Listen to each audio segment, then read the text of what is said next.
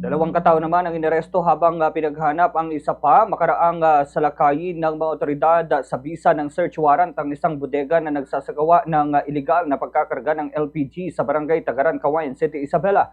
Kinilala ang mga nahuling suspect na sina alias Pedring may asawa, 50 years old, at alias Domeng, habang bigong mahuli naman ang isa pang kinilalang si alias Janet na pawang residente ng Cagayan City. Inahayag ni Barangay Admin Reggie Pascual ng Barangay Tagaran na ang operasyon ay pinangunahan ng CIDG Isabela bilang lead unit kasama ang Cagayan City Police Station at kinatawan ng LPGMA Party List.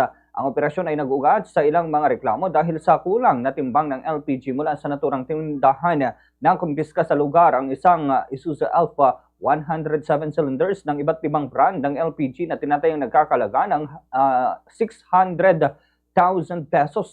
Anya, hindi ito ang unang pagkakataon na naitala ang ganitong illegal na gawain sa nasabing barangay dahil nito lamang nagdaang taon ay isang lalaki naman ang lubhang nasugatan matapos namang masabugan ng binabawasan niyang LPG cylinder. Sa ginawang inspeksyon natuklasan na 16 na cylinders ang kulang sa timbang. Sa ngayon ay dinala na sa CIDG Isabela Field Office ang mga nahuling suspect at nakumpiskang ebidensya para sa kaukulang dokumentasyon at disposisyon.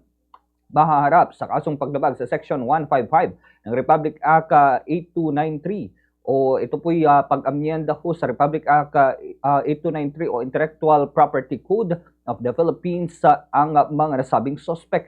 Ganito po ang bahagi ng pahayag ni Barangay Admin Reggie Pascual ng Tagaran, Cagayan City. Siyempre, ang mga LPG naman kahit naman tayo ay may mga paalala ay wala naman din kami, ang barangay kasi wala naman din talagang technical knowledge and capability to determine kung talagang yan ay kulang or kung nasa tama. So ito nga, nakakalungkot talaga na may nangyaring ganon.